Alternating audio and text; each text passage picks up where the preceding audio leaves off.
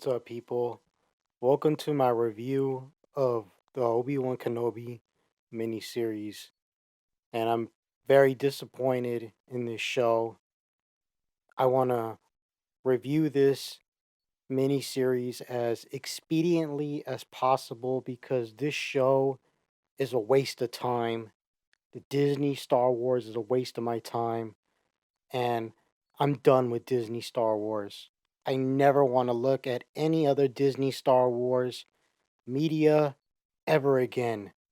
It is so terribly written that I'm not even upset anymore, so much as I am incredibly disappointed because the more and more television shows that we get from Disney and the more and more mediocre and terribly written they are, the more it just makes me reflect upon Star Wars in general. And it makes me even question if Star Wars is even worth my time anymore. The storytelling is so bad that I'm just at loss for words at all the people praising this show, all the videos on YouTube with these enthusiastic reactions and people crying over this.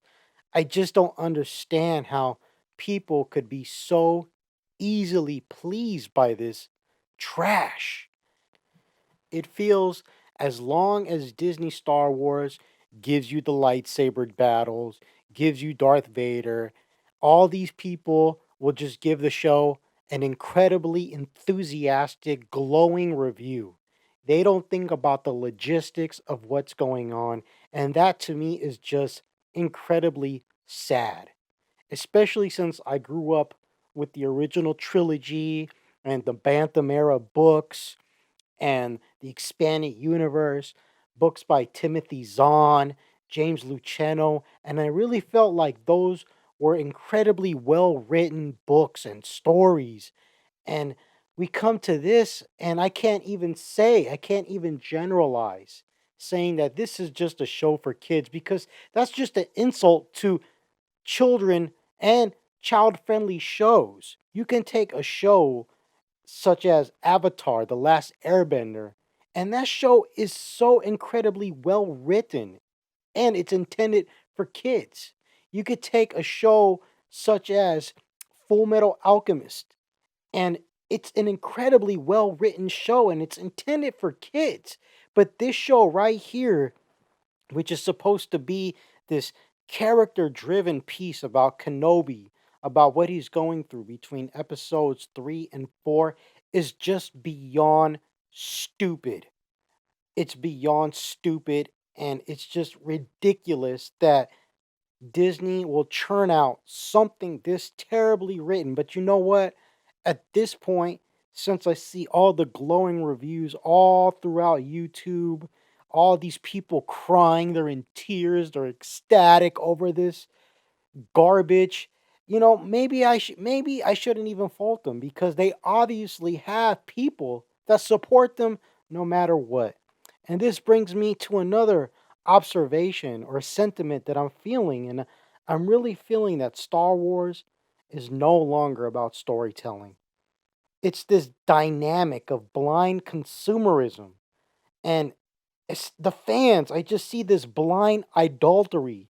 Star Wars is like their religion. And it doesn't matter how awful the product is. They will always worship the brand no matter what. It's like Star Wars is their god, Disney is their god, and Disney loves these people because they don't question anything. They just consume blindly without question. And another thing that I've observed in the fandom is this tribalism mentality. It's like if you don't like this fictional story, you're attacked. If you love the fictional story, you're attacked with such passion, like you just insulted somebody's religion or political ideology. It's like seeing the Democrats fight the Republicans for a fictional story, for a name brand. So I feel like I've just come to the conclusion, and maybe I'm late to the party, but Star Wars is no longer for me, or at least Disney Star Wars. This isn't a product for me, a fan that pays attention to the details and the history. This show is intended for a general audience and the casual fan, the one that doesn't like to think critically. And I don't even mean that as an insult, I mean that factually. This is a show intended for people that don't look at stories on a logistical level. They just look at things on the surface, like, oh, that was some nice action. Oh my God, there's Hayden Christensen. This show is amazing. Oh my God, look, there's Darth Vader. This show is amazing. It's the best Star Wars property ever because Darth Vader fights Kenobi again. That was amazing. And it's like, this show is not for me. It's not for the person that asks themselves if this is credible, if this is part of, or if this makes sense in regards to the continuity of the overall saga. It's not for me. And if you're that type of person that pays attention to the details, the logistics, then this show is not for you because I honestly feel like Disney hates us. Disney hates people like me because I pay attention. They hate me. They want me to go away and leave this property alone.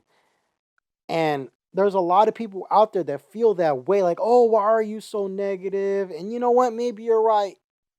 Be- Regardless, I'm gone, man. I'm done with Disney Star Wars, and I don't want anything to do with it ever again. For me, the future of Star Wars is in the past. It's in Legends. It's in the original trilogy. And you know what? There's plenty of stuff to cover for me in regards to providing material for this channel. So I'm not tripping in that regard. But as far as Disney Star Wars, in my opinion, this stuff is just pathetic. It's some of the worst written television I've ever seen. I mean, you take a show like Battlestar Galactica, the one that came out about 16 years ago. And it's just incredibly ridiculous how much that show is just better when compared to this Disney trash. Most notably, the Book of Boba Fett and now the Obi Wan Kenobi show. The Battlestar Galactica television series is amazing. I've just gotten into it, so I'm gonna plug it right now because I was so tired of the disappointment that these Disney Star Wars TV shows are, and I wanted to just find some science fiction that was good.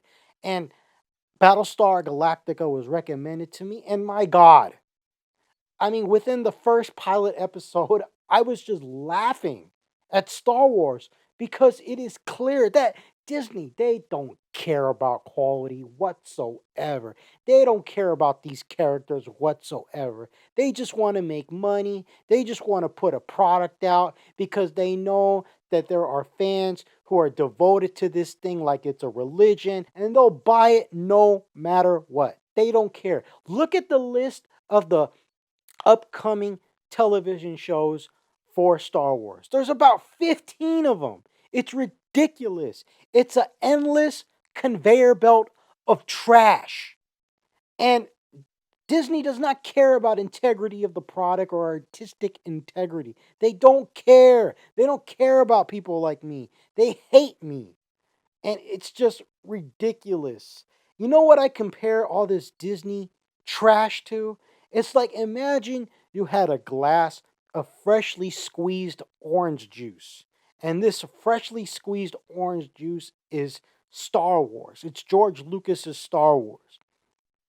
And Disney comes along and just adds some water to it. Like, you want more Star Wars? Here you go. And you're like, well, it looks like I got more. But when I take a sip, it's just less flavorful. It's watery now. It's not juice. You don't taste the juice. Yes, I have more, but now it's diluted. And now Disney is just pouring water, gallons and gallons and gallons of water into this glass that just held freshly squeezed orange juice at one point in time. And now there's just no more orange juice. Now it's just all water. That's what I compare Disney Star Wars too. They don't care about quality, they care about quantity.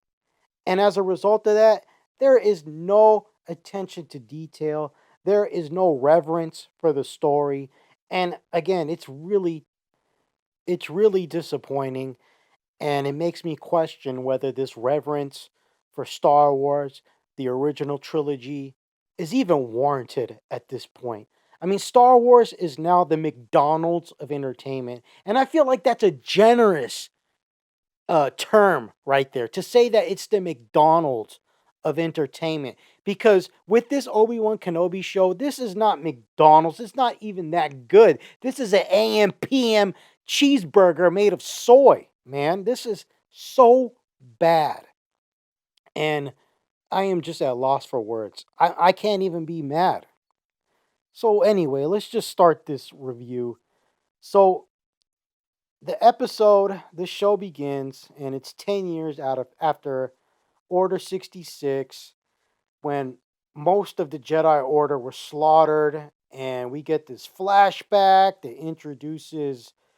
We already know it's Reva. So there's this new character, this new Inquisitor named Reva, and we see the slaughtering of the Jedi in the Jedi Temple, and we see this little girl who is obviously Reva because they have the same skin color, and it's like you can see it coming a mile away. This is going to be that one character, Reva. And later on in the show, they tried to like make it into this twist, and it just was like fell so flat. It was uneventful, it wasn't suspenseful, it wasn't intriguing, whatever. So we see this flashback, and then we're introduced to the inquisitors. We have the grand inquisitor, fifth brother, and third sister, who is Reva. And you know what, I never liked the Inquisitors. I felt like the Inquisitors were unnecessary. I always felt that it should have just been Vader killing Jedi, hunting Jedi down, like the Purge comics from Dark Horse Comics. This whole Inquisitor nonsense, it just it's just more water for the orange juice. It just waters it all down. But whatever. This was also prevalent in Legends. You had Darth Vader had all these secret apprentices behind Palpatine's back. So whatever. That's just a sentiment that I have. And in no way is this the show's worst and greatest sin. The greatest sin that this show commits is that Reva is responsible for Luke existing in the original trilogy. And that to me is the central reason why I hate this show with every fiber of my being. And I will never let that go. So, moving forward, whenever you see Luke Skywalker in the original trilogy, I want you to remember I want you to remember that the only reason why this character exists, why Luke Skywalker exists, is because Reva decided to spare his life because Obi Wan Kenobi failed in his duty to protect Luke. He failed.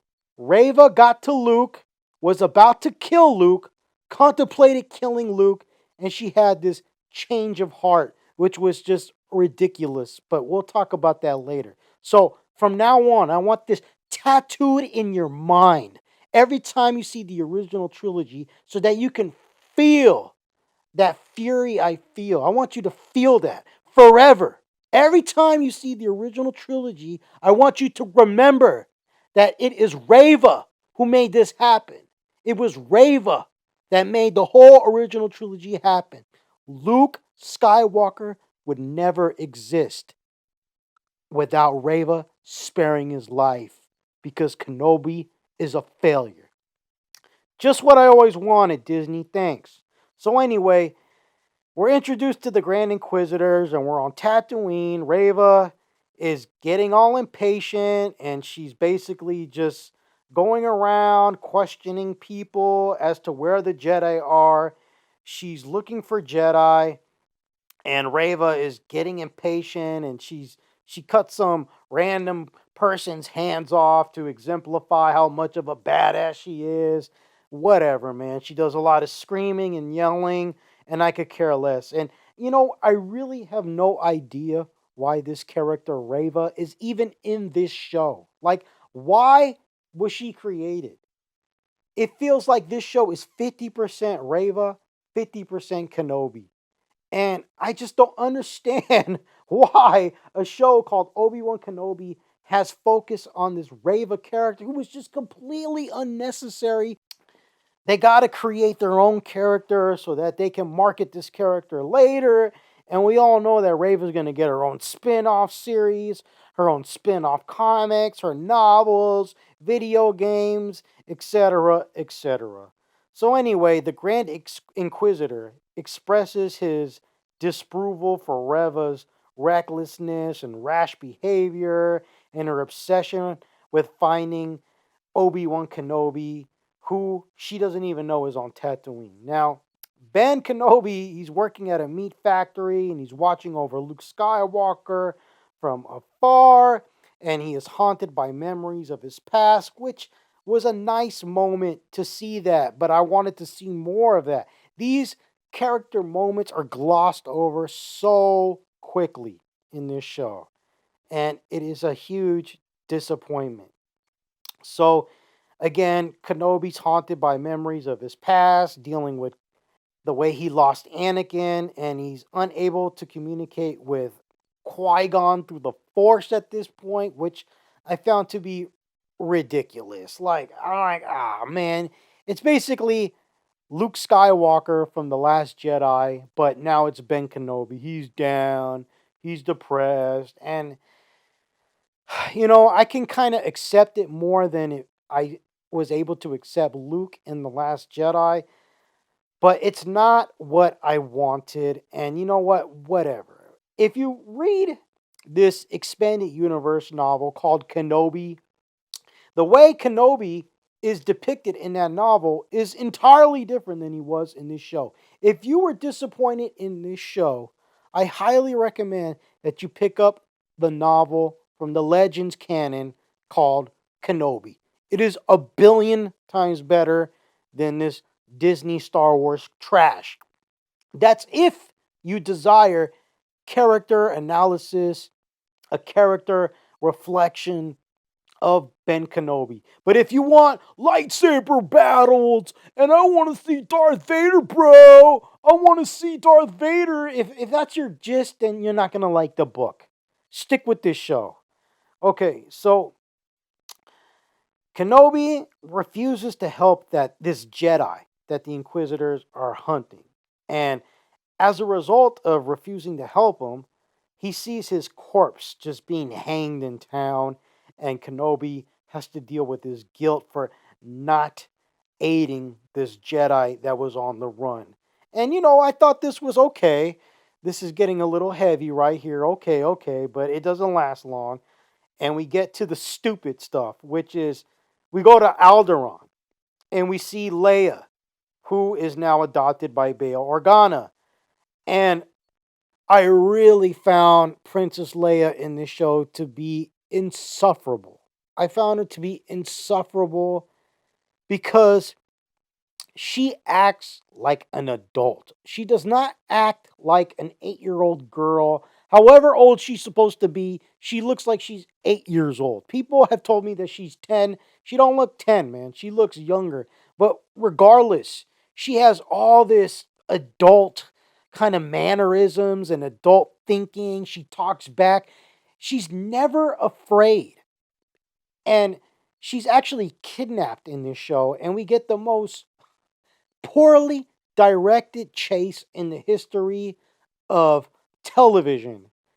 I mean, everybody was ecstatic that this director, Deborah Chow, was going to helm this series only because she, quote unquote, directed the best episodes in The Mandalorian.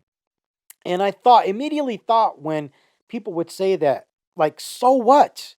Deborah Chow is a straight novice, man. I mean, and I feel like that's being generous. But all these people that were acting like she was the next Catherine Bigelow, and I'm just like, why? because she directed the best episodes in The Mandalorian. And I'm like, dude, The Mandalorian was good because of the producers, man. Dave Filoni and Jon Favreau. Not because of Deborah Chow, but for this was her baby.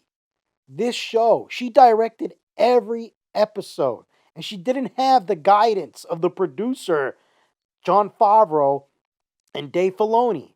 And even though they're not on my good list because of Book of Boba Fett, but my God, the directing in this show is just terrible. It's like somebody just took a couple of courses in their city college directing class or cinema class. And I'm like, I mean, I was baffled.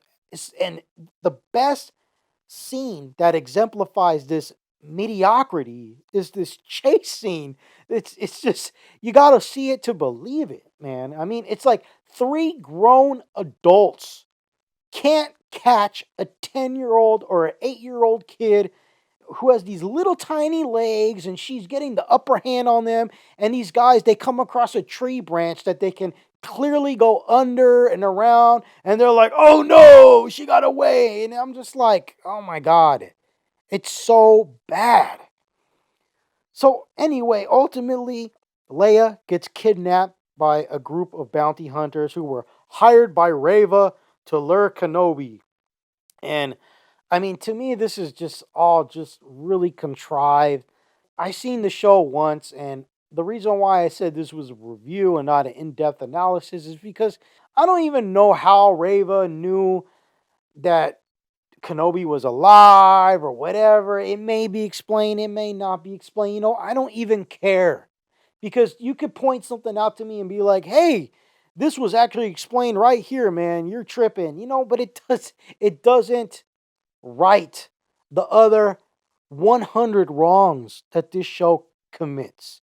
But anyway, Leia is kidnapped, and as a result of this, Bail Organa contacts Ben Kenobi and basically asks him to help rescue Leia. Initially, Ben Kenobi refuses but relents after Organa personally meets with him. And this to me made absolutely no sense whatsoever because why does Bail Organa reach out to Kenobi? I mean, he is basically one of the most prominent leaders of Alderaan. Doesn't he have security guards at his disposal? Why is he reaching out to Kenobi specifically? And why is he making him leave Luke Skywalker unattended? Not only was Ben Kenobi, his character, destroyed in this show, but Bail Organa too, man. He is such an idiot in this show. Later on in this show, at the very end, Bail Organa is the main reason why Reva even knows where Luke Skywalker is because he's so stupid that he basically says in this transmission that can possibly be picked up by anybody that can basically slice through the encryption. It can be basically heard by anybody. And he's like, "Hey, Luke Skywalker is on a planet called Tatooine. You're supposed to be looking after him. He is Anakin Skywalker's son, remember?" And then Reva basically hears that or she sees that transmission and then she goes after Luke Skywalker, man. I mean, for Bail Organa to say that on an open channel like that just makes him the biggest idiot in the galaxy. And another thing, everybody that's an idiot in this show is mostly a male. And I hate looking at shows like this through that eye through that eye of divisive politics and identity politics. I try to stay away from that because I don't know if it's true or if it's not because it all depends on the person viewing the show, but I just got to point it out. I want to say 95% of the times if a character makes a mistake, the character is a man. And it really sucks. That's all I'm going to say. So moving on, Obi Wan Kenobi is able to track the kidnappers to the planet that they're on, and There, Kenobi encounters this con man who pretends to be a Jedi, and I thought this was really stupid. I don't like this character. I don't know why he's in this show. He's dumb. And anyway, this character just coincidentally directs Kenobi to Leia's location where he defeats the kidnappers and rescues her. And initially, Leia is untrusting of Kenobi. And this is, again, where I just despise the characterization of Princess Leia in this show. This, this show succeeded in making me hate Princess Leia. I never thought it'd be humanly possible, but Disney has done it. The way this little girl acts when she's in this situation, she doesn't act like a child who has been kidnapped. She doesn't show fear. She doesn't show that she's scared. Instead, she's talking back, being a smart aleck, and it's just completely unbelievable. It's like the writers of this show were like, hey, Princess Leia, she's sassy in the original trilogy. Therefore, we have to make her version of her as a little girl be the same way, which is it's just ridiculous. Were you the same way you are now as when you were a child? No, nobody was. Not even Anakin. Little Anakin. Think of little Anakin in in Phantom Menace.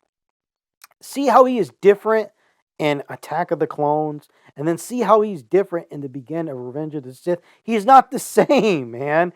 Children don't act the way they're gonna act when they're an adult. It's so stupid the way they executed Leia's character.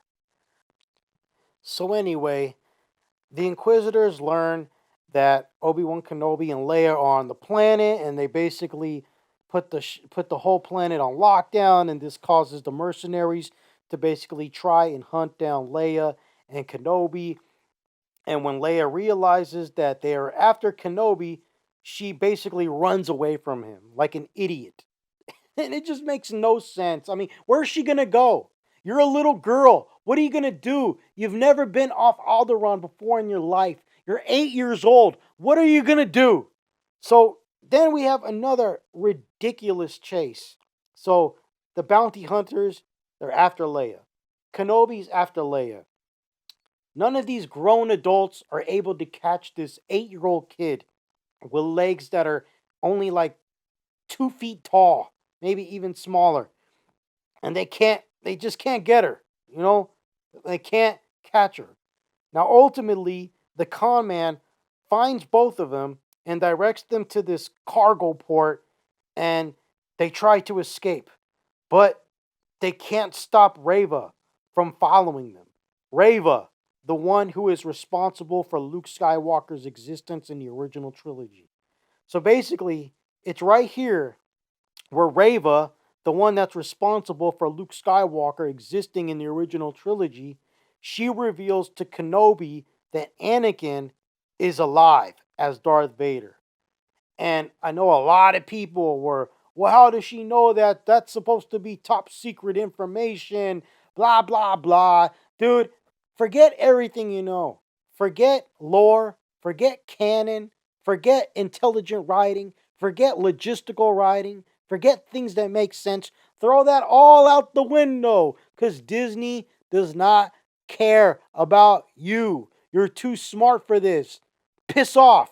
That's what they want you to do. They want you to piss off because guess what? There's another consumer in line behind you, ready to subscribe to Disney Plus, ready to attend Star Wars Celebration, ready to buy the next Star Wars brand, merchandise, whatever. They don't care about you, man. Disney Star Wars has a whole line, 20 miles long, of consumers ready to come and buy the next Star Wars product. So basically, stop caring about things making sense. So Kenobi is shocked at this news.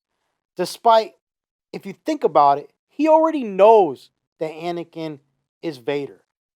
So that shouldn't be a surprise because remember in Revenge of the Sith, he saw the hologram recording where Vader, Anakin, pledges his allegiance to Palpatine. So I guess his shock is in the fact that Vader is still alive. And he just can't believe it because presumably he thought he left him for dead on Mustafar with their duel in Revenge of the Sith. So ultimately, what happens is Kenobi and Leia escape. Reva, the one who is responsible for Luke Skywalker's existence in the original trilogy, and the way that they're able to escape is that the Grand Inquisitor he arrives to basically take Kenobi himself, take Kenobi personally, arrest him, kill him, whatever. But Reva ends up stabbing the Grand Inquisitor with her lightsaber, and everybody was like, "Hey, this contradicts Rebels, blah blah blah," and I just didn't care. It wouldn't surprise me, even though we already know it didn't happen. But I said to myself, it wouldn't surprise me if they contradict their own canon. Disney canon is a joke. Disney canon has contradicted itself a dozen times already. As much as you get these blind consumerist zombies that are so obsessed with Disney canon, I mean, like, dude, it totally contradicts itself already, maybe just as many times as the Legends one did. You want to hear a good example? Going off track just for a little bit. Here's a perfect example. In the comic book, The Rise of Kylo Ren, in the very beginning, when Kylo Ren meets Snoke personally after a long period of time, he says to Snoke when he sees his face, he says, "Oh my God, what did Luke do to you?" Basically inferring that there was a battle between Luke and Snoke, and Luke messed him up badly. And that was why he had that damage to his face in The Force Awakens and in The Last Jedi.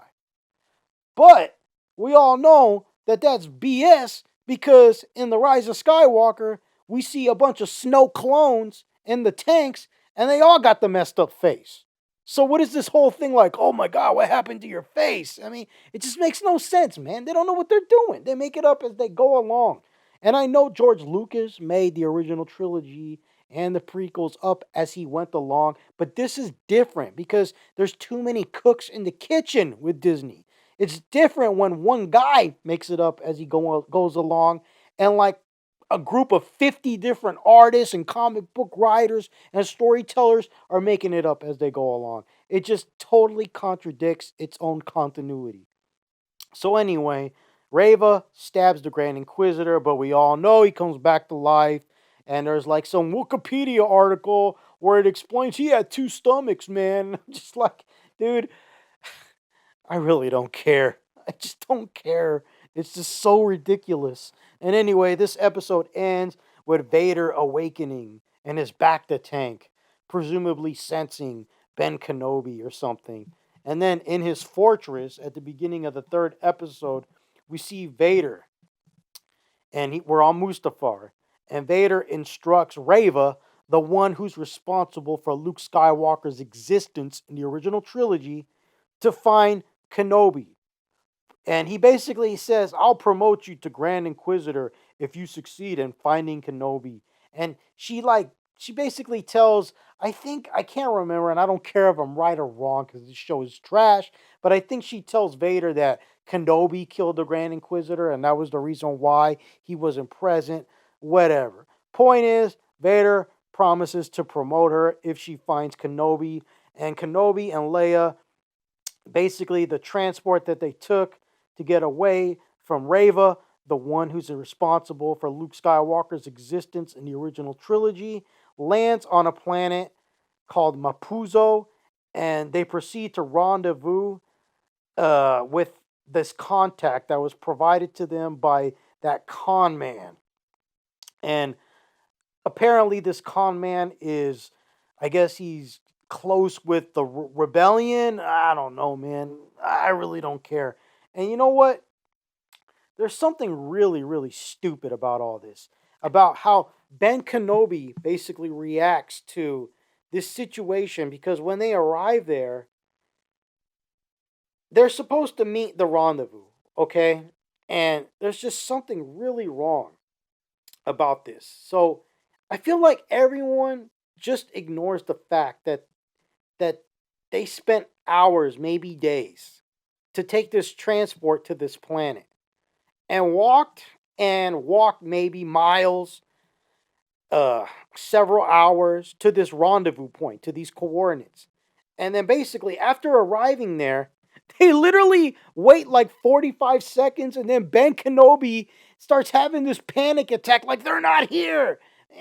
He starts throwing this tantrum, and it's just totally out of character. And and he even snaps at Leia, and Leia is basically being the clear-headed, reasonable, patient one, even though she's 8 years old and a child. And Ben Kenobi, who's supposed to be the seasoned Jedi Master, is impatient and irritated. And literally, he waits like 45 seconds and he's just like upset that no one's there. He's like, Leia, they're not coming. And they tried to like hitchhike to another place after waiting like 45 seconds. I mean, who wrote this show? What's up with the directing? I mean, these people, they must not be adults. They must be children in adult bodies, man, because how can you not think this stuff through, man? I mean, they could have done a passage of time, using cinematic language. Wait a couple hours and then have Obi Wan Kenobi get frustrated to a certain extent. But anyway, Obi Wan Kenobi, after 45 seconds of waiting, grows impatient because no one's there, and they decide to take a ride on an Imperial transport. And then we have this scene, which is just so stupid. So basically, Obi Wan Kenobi and Leia encounter these stormtroopers, and I find it ridiculous that they have no idea what Obi Wan Kenobi looks like. They don't know who he looks like. I mean, you would think that the Empire would have his face on wanted posters all over the HoloNet. But no, they have no idea who this Jedi they're supposed to be hunting, who is supposed to have a child with them, looks like. It's so stupid. My God, I just can't believe it. I just can't believe how dumb this show.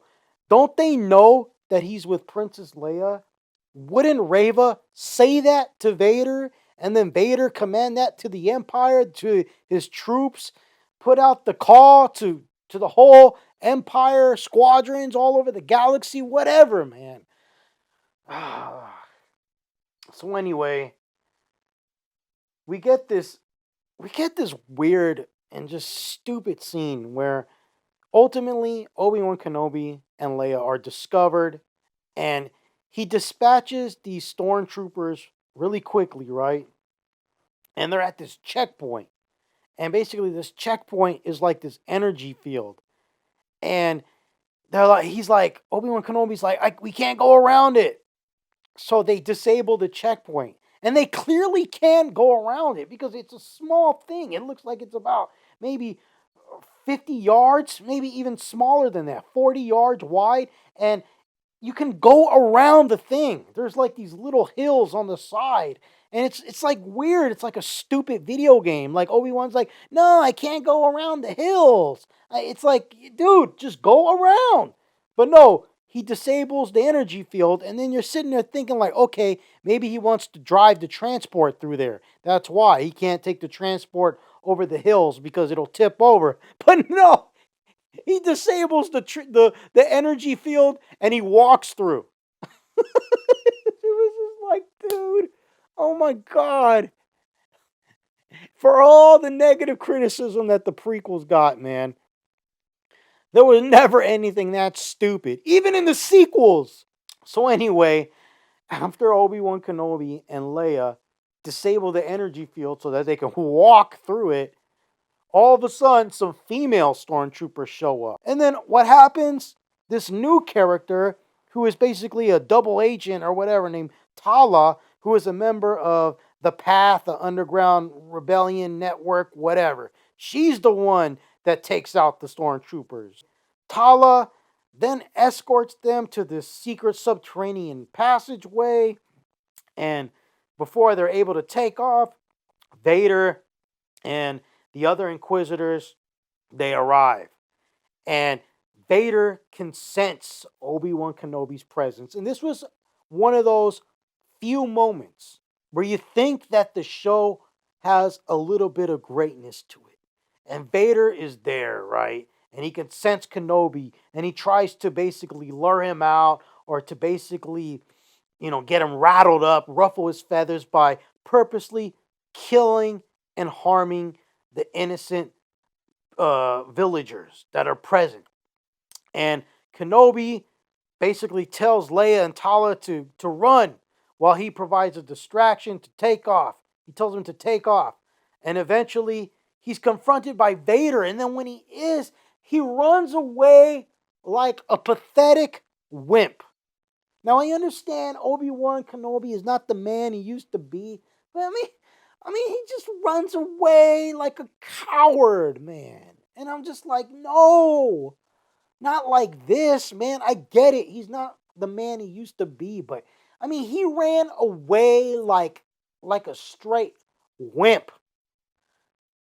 And I know he does a complete 180 later on in the show, but it's just like I just felt like it was way too pathetic.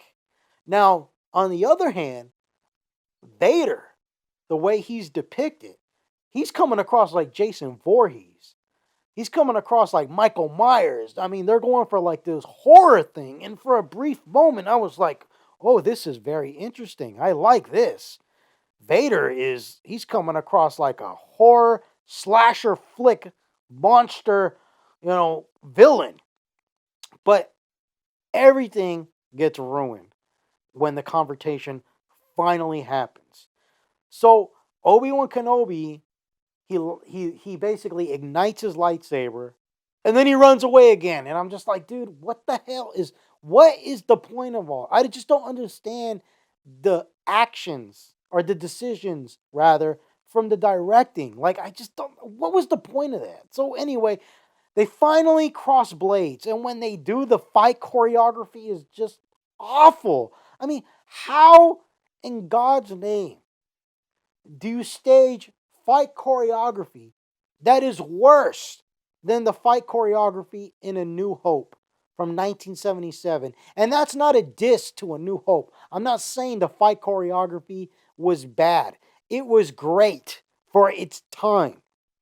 But in comparison to what is possible today, it's definitely dated. But I'm not going to say it's awful. For 1977, it was fresh, it was exciting. I still enjoy it to this day. What I'm trying to say is that there's this opportunity right here to have some nice fight choreography. These two are fighting again, even though I disagree with them meeting, which is a different discussion that I'm about to have with you guys. But let's just say, just for the sake of argument, this fight is happening. It could have been good, and the fight choreography is just awful, man. This is just the worst fight choreography I've ever seen in a lightsaber battle in Star Wars history. And ultimately, what happens, and then we get this other little hint of brilliance where Vader, he basically ignite. I guess this fuel tank ruptured, and there's this fuel that spills onto the floor, and then he uses his lightsaber to ignite the flames, and then he drags Obi-Wan Kenobi in the flames to basically make him go through what he went through on Mustafar. Basically, like, I'm what you made me, and here, have a little taste of what you did to me. And I was just like, oh, this is very interesting. And then Vader puts out the flames, and then all of a sudden, out of nowhere, this Tala character shoots the flames again so that Obi-Wan can escape, and then Vader just stands there and allows him to escape. And I'm like, well, wait a minute, put the flames out again. I don't get it. What the hell? What's going on here? Why does Vader allow him to escape? And then some proponents of this show were like, oh, he's just toying with him. He allowed him to escape. And I'm like, that dude, that makes no sense because later on, I don't know if it's this episode or the episode after the next one, Vader's basically, he's pissed off that Reva, the one responsible for Luke Skywalker's existence in the original trilogy, basically failed in capturing Kenobi and him escaping. He's upset at her. And I'm like, well, why is he upset at her if he allowed him to escape in the first place? Because he's quote unquote toying with Kenobi. The whole show just makes no sense. On the surface, it's like, oh no, Kenobi and Vader are fighting again, man. Oh my god, dude, this is so cool. Bro, Star Wars is awesome. This is the best Star Wars show ever. But then you think about what's happening and you're like, dude, this makes no sense. This makes no sense whatsoever. But you know what? I am obviously in the 1% because based on the reviews, 99% of people love this show. They want more of it. They want the Reva spinoff. They love Disney Star Wars. And I'm the outcast. And this is why I'm walking away from Disney Star Wars forever because I'm not wanted. I am not wanted. Now, let's talk about just this whole breaking of continuity that is going on in this show. So, first of all, I don't think Kenobi and Leia should be on this little side adventure in the first place. They shouldn't. When Leia sent that message to Obi Wan Kenobi in A New Hope, she never met him before. She sent that message on her father's behalf. Now, Vader and Kenobi should have never met again between episode 3 and 4. Because when they meet again in A New Hope, they have that exchange of dialogue. Vader says, when I left you, I was but a learner. Now I am the master. And when you take into account how this series ended, there is no reason for that dialogue.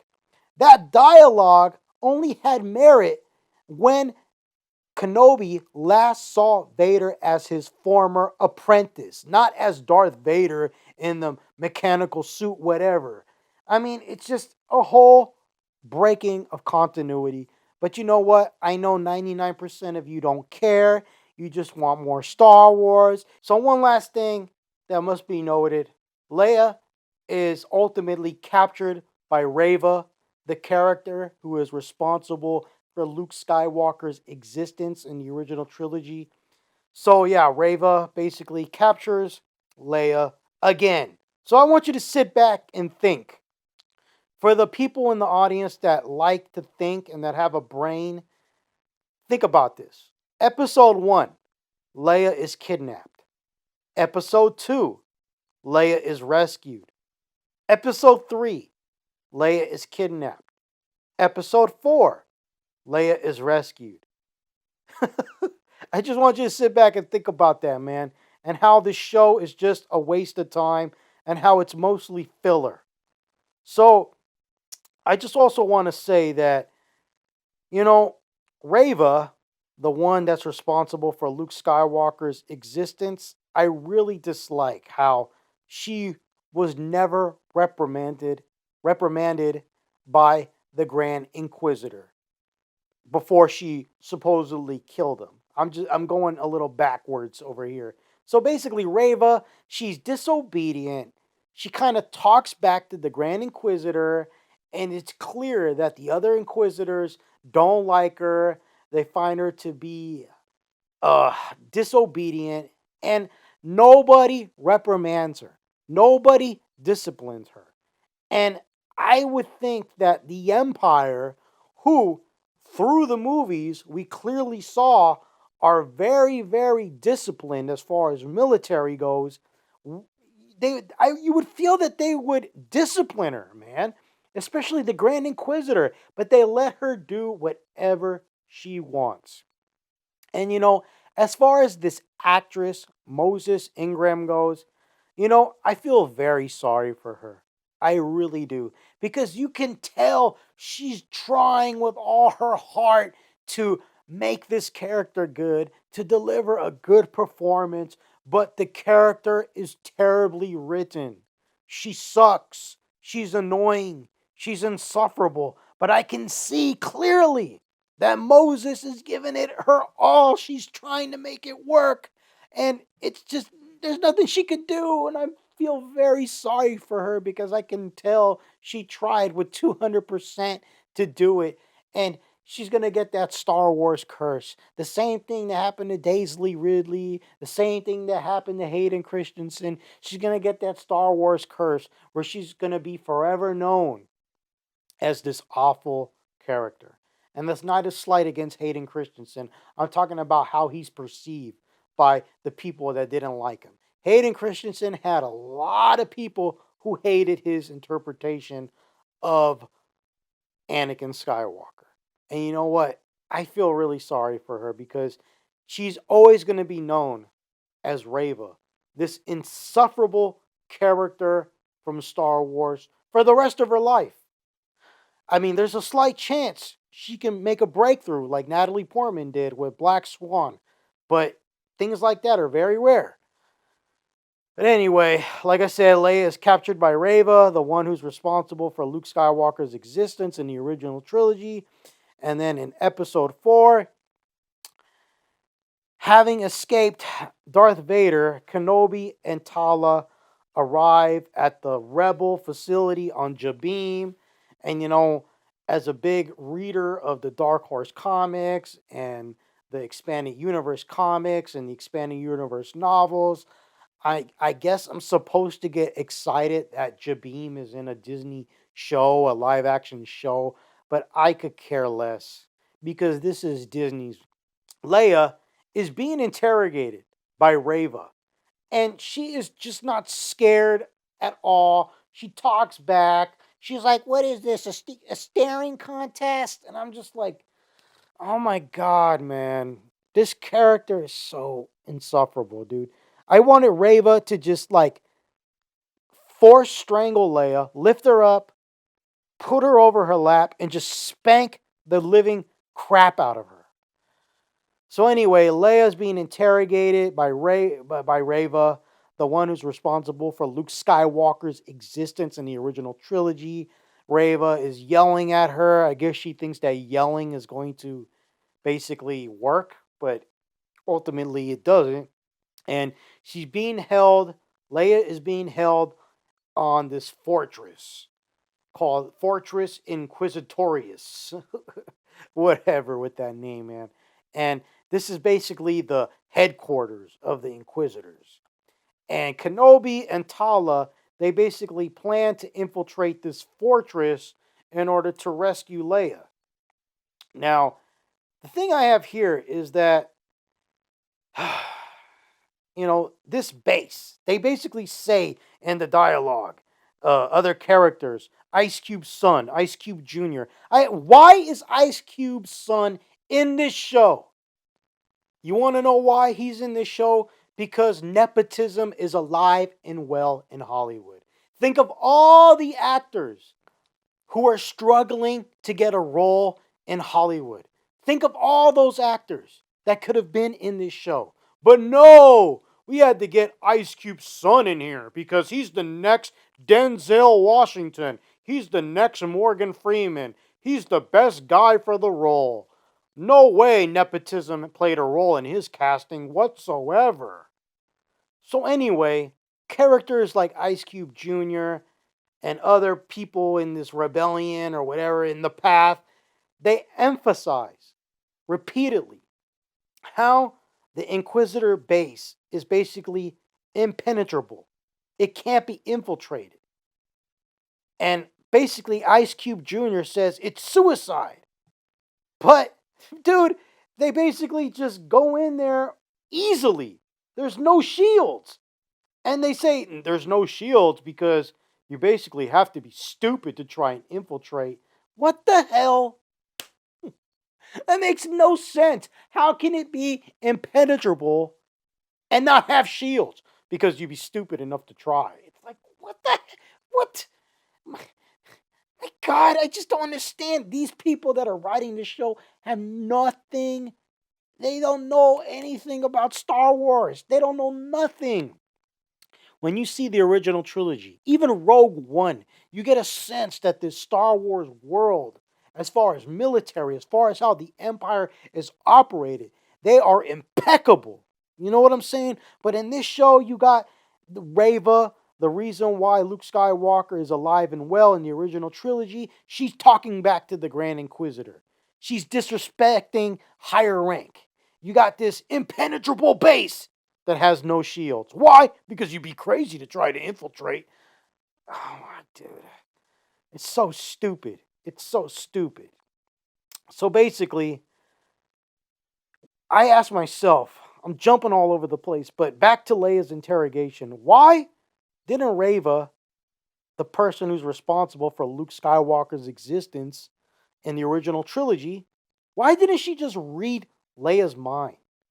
I mean, she read other people's minds earlier on in the show, and I don't understand why she didn't try to read Leia's mind. Or at least try. Maybe you could sit there and say, oh, because Leia's strong with the Force, she would have been resistant. But she didn't even try. Instead, she's screaming at the child.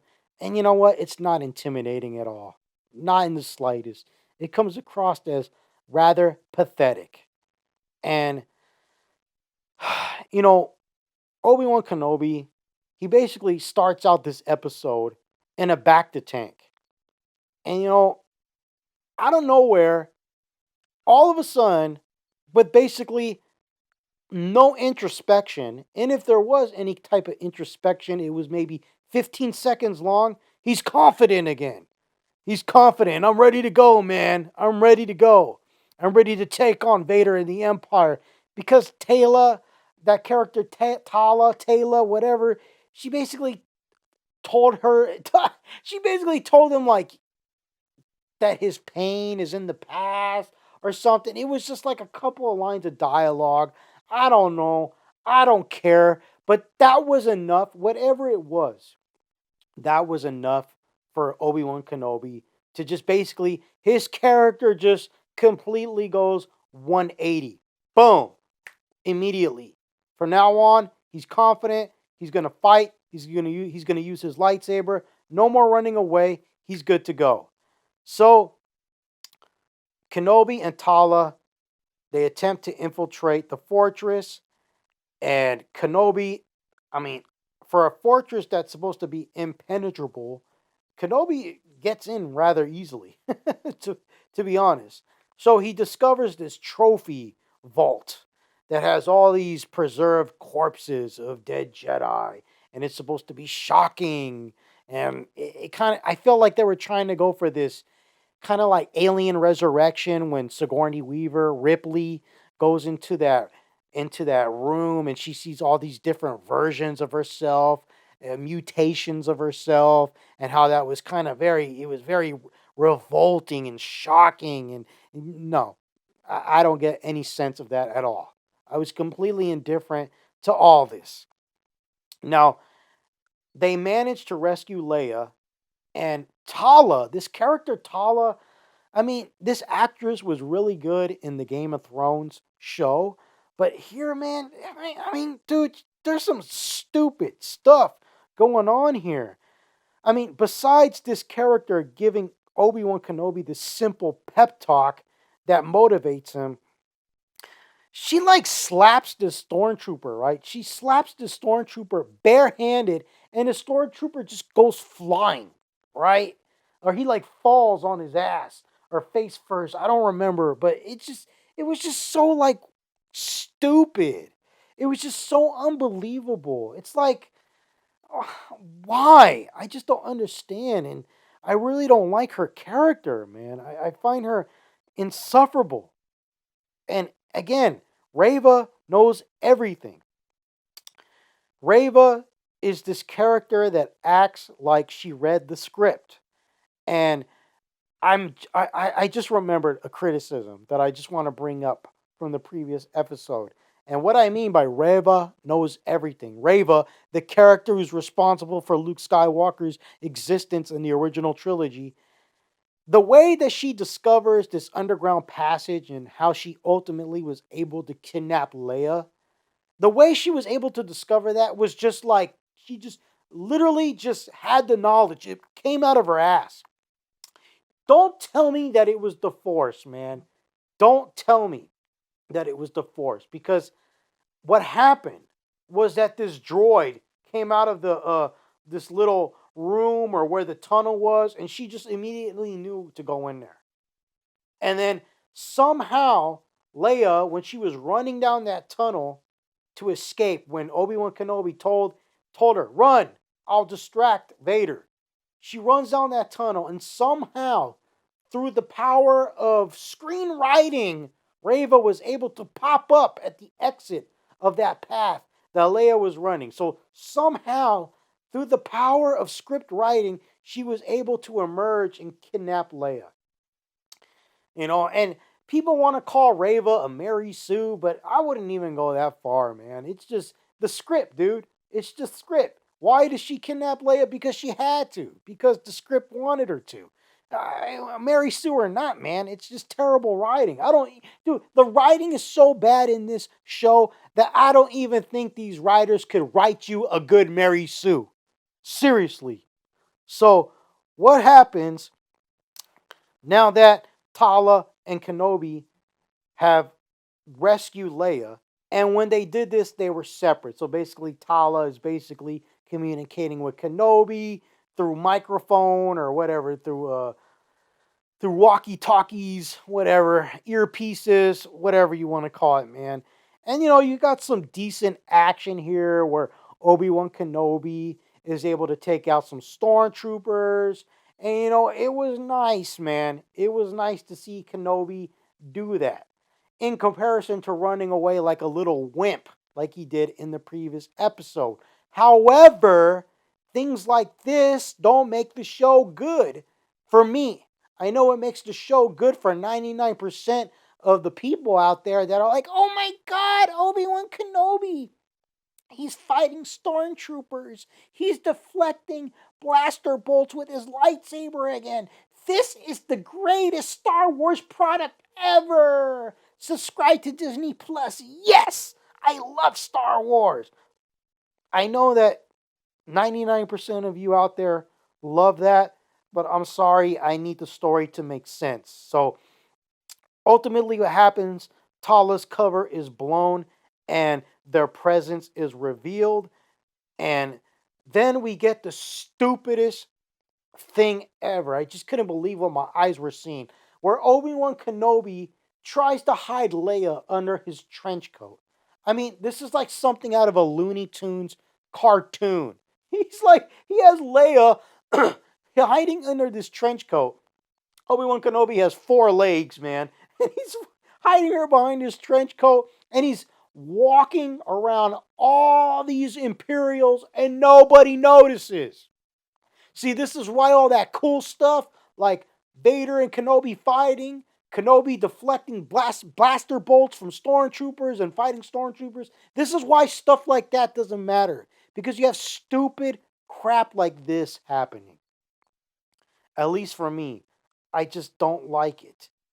I know 99% of you out there don't care and will consume the Disney product regardless, but I care because this is ridiculous. And I feel like this would not be able to fly in the world of Imperials that we see in the original trilogy. I feel like the Imperials would be able to see that coming a mile away and be like, "What the hell?" Especially if they're well aware that there's a Jedi on the loose with a child that is a high value target. I mean, what's going on here? So ultimately, what happens is they're able to escape. Tala, Kenobi, and Leia, they're able to escape with help from the Path Commander Roken and his guerrilla troops. And some people out there, they're like, I've heard some criticisms about the snow speeder or whatever. What is it? The A wing. They talk about the physics of the A wing. I mean, dude, you can't even go there with this show, bro. Like, are you kidding me? Like, this show is so stupid. Like, did you? I mean, if you're paying attention to that detail, I feel really sorry for you because you're probably twice as disappointed as me, man. I mean, I'm not even gonna go there. Now, Vader finds out what happened and he's angered about what happened. He's angered that Reva, the one who's responsible for Luke Skywalker's existence in the original trilogy, he's mad that Reva failed and allowed Kenobi to escape. But wait a minute. What happened to all you fans and proponents of the show that said Vader allowed Kenobi to escape in the previous episode because he was toying with him? Why is he mad if he allowed him to escape in the first place? Yeah, it makes no sense, man. Get that out of your head. But ultimately, Vader spares Reva's life because she basically tells Vader that she attached the tracker to Leia's droid and that basically she is tracking their ship. And then Vader's like, "Oh, I'm sorry, I underestimated you." And I'm like, dude, no way! Vader has killed people for even less mistakes than that. Vader would kill, he would have been like, "Oh, really? Thanks for letting me know. Kill her." Really. But then he's like, "Oh, I underestimated you," or something along those lines. It's so stupid. And you can even infer that when Vader allowed the Millennium Falcon to escape in A New Hope, that he learned that trick from Reva. So now you can add that to your list of things that Reva is responsible for as far as causing events to occur in the original trilogy. So now, not only is Luke's existence in the original trilogy is only because of Reva, you can also say that the only reason the Millennium Falcon was tracked by Vader was because he learned that trick from Reva. And another thing that doesn't make sense is Reva basically getting this forgiveness from Vader. Like, "Oh, I underestimated you. Good job, Reva, for attaching that beacon on their ship or their droid, whatever." Dude, she allowed the base to be almost, a lot of destruction, man, went down at that base. Think of all the resources that they lost. I mean, come on, man. You guys don't care? Vader, the Imperials don't care? And another thing, they were able to escape this Grand Inquisitor fortress so easily. And at the beginning of the episode, they were emphasizing at how impenetrable it was, how dangerous it was. It's a suicide mission. And dude, they were able to escape no problem. The Imperials didn't bother to send any TIE fighters, nothing. Nothing whatsoever, man. This is terribly written trash, people. And at this point, Disney has churned out so much trash that I really feel like it's a miracle that Rogue One was even as good as it was. I feel like Rogue One is a conundrum. It's one of those great mysteries of our time, of the universe. Like Dark Matter, man. How was Disney able to make this good Star Wars movie? It's the mystery of our times. Just like the philosophical questions of our times. Like, does God exist, man? It's like, we'll never know. Seriously. Ugh. And another thing I gotta ask is, why didn't Darth Vader sense Obi Wan Kenobi at the fortress in the first place? I mean, whatever, man. I mean, this is what happens when you have a brain. So, moving on, we get a flashback that shows Obi Wan Kenobi and Anakin training in lightsaber combat 13 years prior to these events. So, it looks like it took place during the Attack of the Clones era because Anakin has his Padawan hair braid thing, whatever. And anyway, I know this is the one scene that made all the fans lose their minds and basically just exclaim how great Disney Star Wars was. Disney Star Wars is the best thing ever. I forgive all the continuity errors. Hayden Christensen is back. That's all that matters. It was nice to see Hayden and Ewan McGregor back together in a scene. However, this scene doesn't tell me anything that I already don't know. It's like, here we go. We're back to the Attack of the Clones.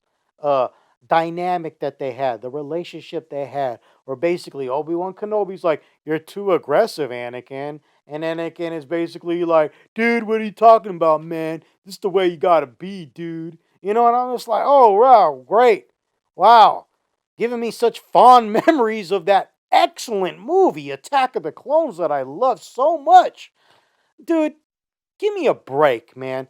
You had these two actors coming back. You could have totally created something new and novel. Think about how great it would have been to get flashbacks to the Clone Wars, to see Hayden Christensen and Ewan McGregor in the trenches somewhere during the Clone Wars, creating something new, showing us a new dynamic of their relationship. But no, that would be asking too much from Disney, from these creators. That would have been asking way too much. The only thing that's important is that Hayden and Christensen is back. Hayden is back. Yeah, it doesn't matter. Who cares? It's the greatest show ever. Take my money, Disney. Take it, please. Here's $1,000. Do you take checks? Here's a credit card. This flashback sequence goes back and forth throughout this episode. And again, it's just illustrating that Anakin, he's basically too impulsive with his fighting style, or in general. We already know all this, man. We saw the prequels. Now, in the present, Vader is tracking Kenobi's location to Jabim, and Vader promotes Reva to Grand Inquisitor because of her stupid uh, idea. I'm like, dude, really? That's all it took? Hey, I sacrificed the lives of many stormtroopers and other resources at the base just to plant a beacon or a tracker on little Leia's droid. But hey, that's all that matters. Forget the resources that we lost and the insubordination that I showed. You're promoted to Grand Inquisitor. That's all it took, man. Jesus, dude. This show's starting to make Vader look like a dumbass. Now, the Imperials, they basically arrive and try to infiltrate the facility that they're in. And in order to stall for time, Kenobi, he attempts to negotiate with Reva, the character who's responsible for Luke Skywalker's existence in the original trilogy. And he's able to come to the conclusion that the reason why he knows that Vader is Anakin is because she witnessed Vader's massacre at the Jedi Temple during Order 66.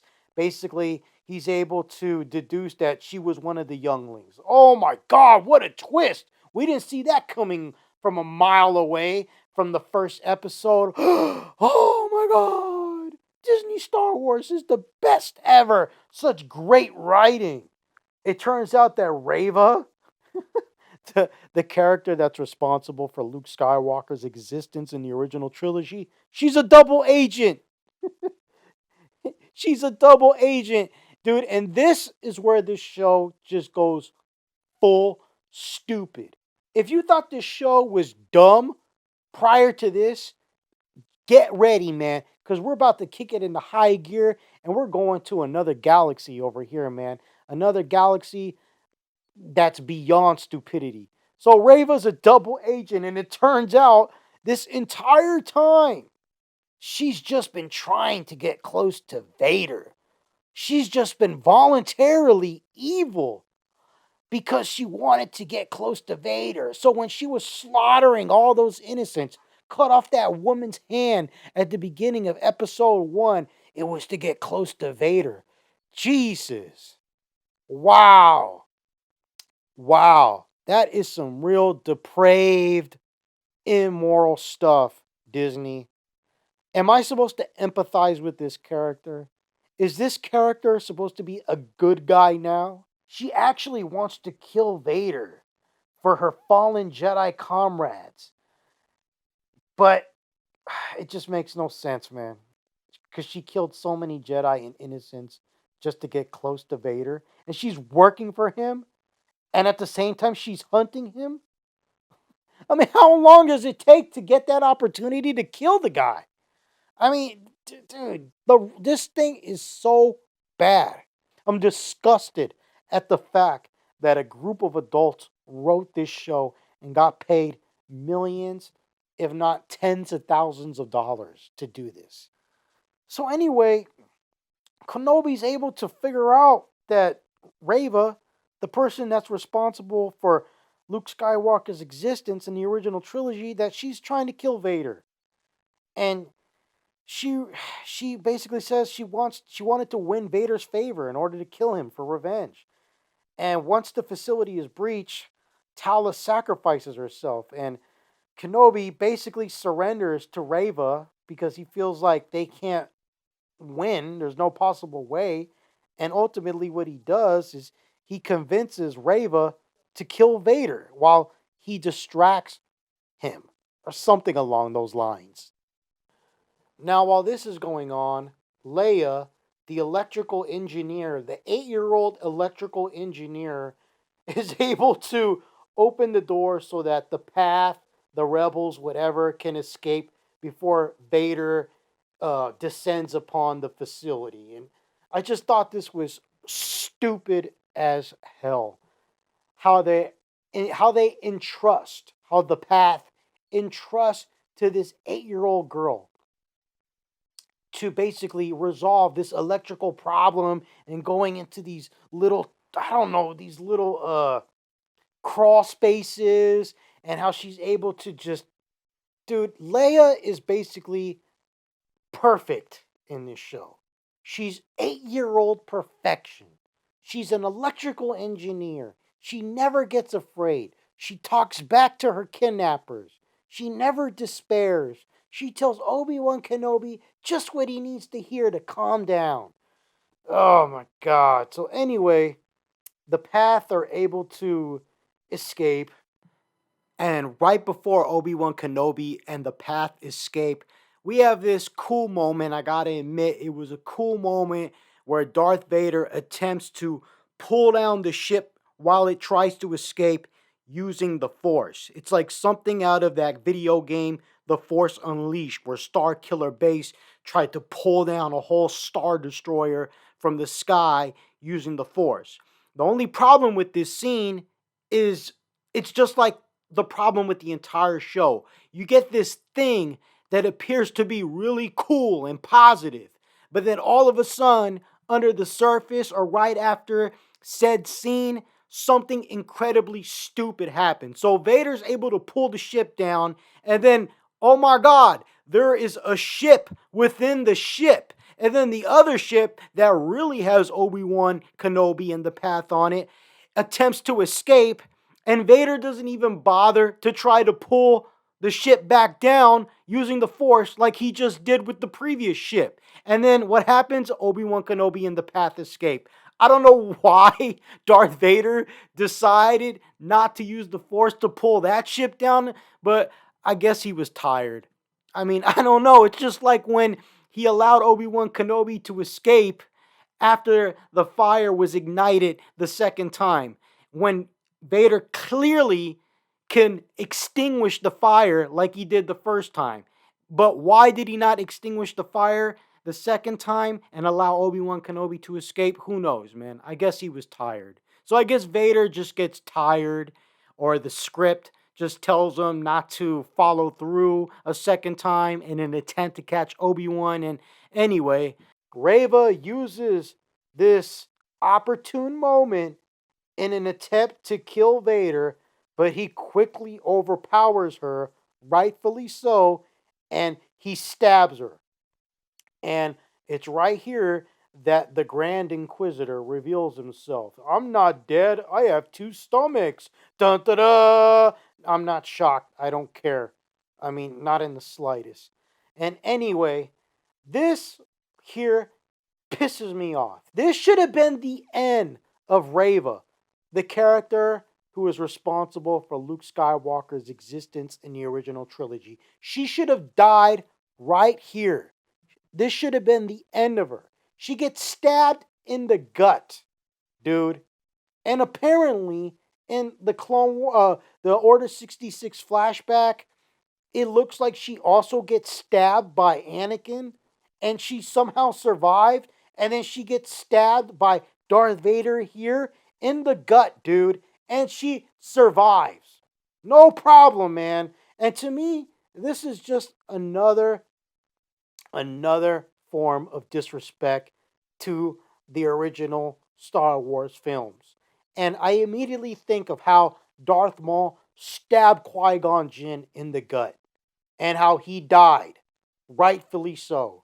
But here in Disney Star Wars, and even to a lesser extent the Clone Wars, characters just come back from the dead like nothing. They get stabbed in the gut, they don't die. They get cut in half, they don't die. I mean, this is becoming a joke. There's no stakes if characters don't stay dead. This is ridiculous. This is beyond stupidity. Reva should have died right here. And you know what? It would have been better than what they did to the character because now I just outright loathe this character. Reva, the character who's responsible for Luke Skywalker's existence in the original trilogy, should have died. But somehow she miraculously survives Darth Vader stabbing her in the gut.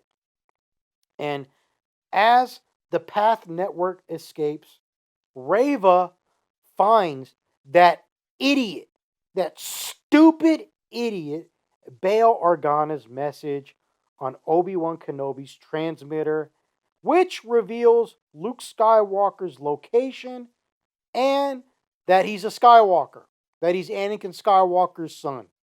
Like a dumbass, dude. Oh my god, this is so pathetic. This is starting to get depressing as I recollect this awful crap, man. So, all of a sudden, through the power of screenwriting, Reva magically appears on Tatooine during the beginning of the sixth and final episode. And why does she want to kill Luke Skywalker? I have no idea. I thought her whole thing was to kill Vader. But now she wants to kill Luke Skywalker. And we have no idea how she got to Tatooine and how she survived being stabbed in the gut. And she's just basically walking around like everything's fine and dandy. She may have like a little tiny limp in her walk, but getting stabbed in the gut, hey, it's just another hard day work, man. Just another day on the job, getting stabbed in the gut, man. Nothing to see here. And I still don't get why she wants to kill Luke Skywalker. I mean, some of the proponents of this show, those die-hard Disney Star Wars fans that just consume everything that Disney throws at them without question because Star Wars is their religion, they've said to me, oh, it's because if she kills Luke, it's somehow getting back at Vader. But I don't understand how that's possible if Vader doesn't even know he has a son. How is that going to bother Vader if he doesn't even know he has a son? I mean, all this stuff just makes no sense. And even if it did make sense, it would destroy the continuity of the story. It doesn't add anything to the overall saga. It just makes it into this mess.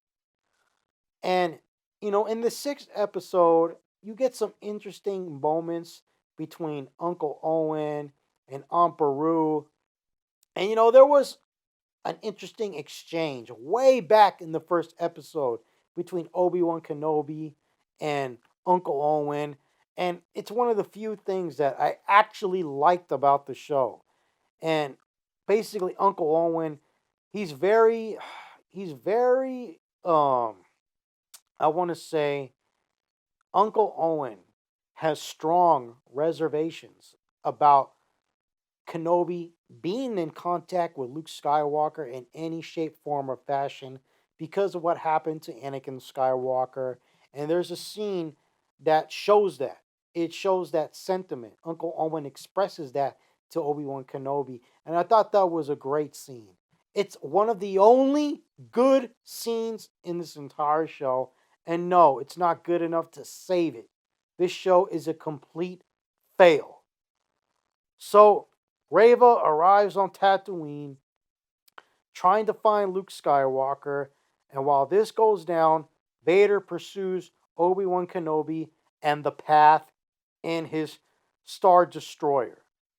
And this stuff right here is just more stupidity as far as how the military, how the tactics, how the strategy is depicted on behalf of the Imperials in this show. The people that write this show just have no passion, they have no knowledge of Star Wars. I mean, you could take one of these Star Wars fans that love Star Wars, that plays those games, those model card games, whatever, like X Wing, and that even plays like Squadrons. And I mean, dude, get one of those. They can tell you, dude. And what, the thing that I'm really upset about is like they're basically trying to get the path. They're trying to get Obi-Wan Kenobi's ship, and they're just shooting, I think they're battery lasers at them, and they never send the TIE fighters after them. And they're really trying, like they're really trying to catch this ship, and it never crosses their minds to send TIE fighters. Send a whole bunch of them to get that ship. But it never crosses their minds. And when I say it never crosses their minds, I'm not talking about Vader and the Imperials on the bridge. I'm talking about the writers. So basically, Obi-Wan Kenobi separates from the group so that the path can have a chance to escape. And then Darth Vader, he decides to go after Obi-Wan Kenobi, and they fight on this nearby planet. And you know what? This fight, I mean, this is the moment that everybody's been waiting for. This is the quote unquote rematch of the century. That's what that idiot Kathleen Kennedy said. And you know what, man? It was underwhelming. I mean, there's that part of you, that Star Wars fan inside of you that wants to get excited. That is like, oh my God, this is awesome. But it just feels wrong. It breaks continuity. These two should have never met in between episode 3 and 4. And then when Obi-Wan Kenobi strikes Darth Vader's helmet and we see some of his face, dude, I've already seen this. This is Darth Vader versus Ahsoka in season 2 of Star Wars Rebels. And you're doing it again? Dude, when I saw that in Star Wars Rebels, dude, I got chills because I was emotionally invested. It was a powerful moment in Star Wars Rebels. Here, that was the first thing that came to mind. As soon as I saw that in my head, I said, oh, this is just like Star Wars Rebels. Sucked all the life out of it right there. You just recycled an idea that you had already done. Dude, there's no novelty in this show. But I know 99% of the Star Wars fans out there, they don't care. They're crying. This was so great. Oh my God, I cried. I jumped up and down in my seat. When I saw Vader's helmet broken like that, I thought of Disney Star Wars TV show, Star Wars Rebels Season 2, when Vader fought Ahsoka. You know, that being said, the dialogue that is spoken between these two, I think that the best thing about this show is when Vader says to Obi-Wan something along the lines like, Obi-Wan, you did not fail Anakin, I did. Or something like that. And I thought that was a real touching moment. Probably the only one that exists in this entire show. That right there, that was the only good thing out of this entire debacle of these two seeing each other again. Even though it breaks continuity for me, because in A New Hope, Vader says, "When I left you, I was but a learner. Now I am the master." I mean, now that makes absolutely no sense. And people say, "Well, Obi Wan Kenobi had to fight him again in order to know that he was more man than machine." BS, dude. Darth Vader was all over the holonet, bro. It's like him being a famous Nazi general, bro. It's not a secret.